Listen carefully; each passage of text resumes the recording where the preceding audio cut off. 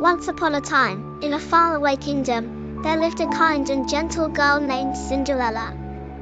She was so lovely that even the birds of the forest followed her singing. However, her life was not filled with joy.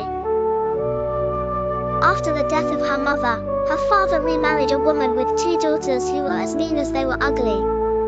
Her stepmother and stepsisters made Cinderella do all the chores and treated her horribly.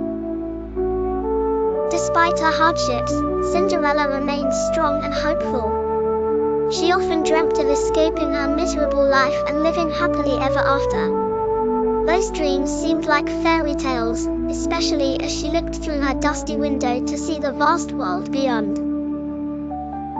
One day, an announcement was made throughout the kingdom. The prince was holding a grand ball at the royal palace, and every maiden was invited. When Cinderella heard about this, her heart leaped with excitement. But the joy was short-lived when her stepmother sneered, "Why would we allow you to go? Who will do all the work if you're at the ball?" Despair weighed heavy on Cinderella's heart, yet she dutifully helped her stepsisters prepare for the special night. They taunted her with their silken dresses and shimmering jewels. "Imagine thinking you'd be welcomed at the castle with your rags," they laughed. After sending them off, Cinderella found herself alone, her dreams slipping away. Then, something magical happened. With a swirl of sparkles, her fairy godmother appeared through the fireplace.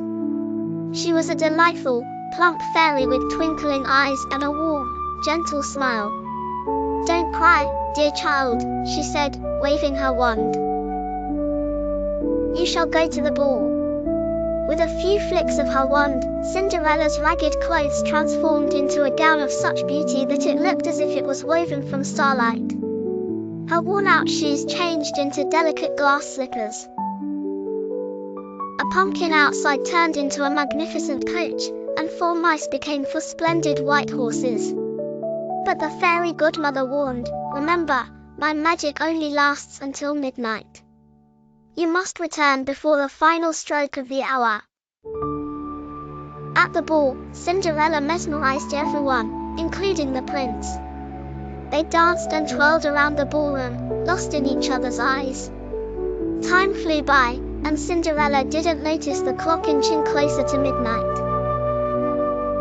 With only a minute to spare, the clock began to chime. Cinderella realized she had to leave and ran across the grand hall. In her haste, she lost one of her glass slippers on the stairway but had no time to retrieve it. By the 12th chime, she was back in her rags, standing outside the palace. The prince, determined to find his mysterious dance partner, proclaimed he would marry the one whose foot fit the elegant slipper. Days later, his page arrived at Cinderella's house. The stepsisters tried their best to squeeze their feet into the slipper, but all in vain. Finally, Cinderella stepped forward.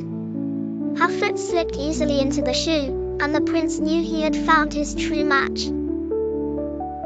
With her family's envy turning into regret, Cinderella forgave them all, showing that kindness and true love conquer all. Thus, Cinderella and the prince were married and lived happily ever after. The story reminds everyone that happiness should never be measured by the hour, for sometimes dreams come true when the midnight bell tolls.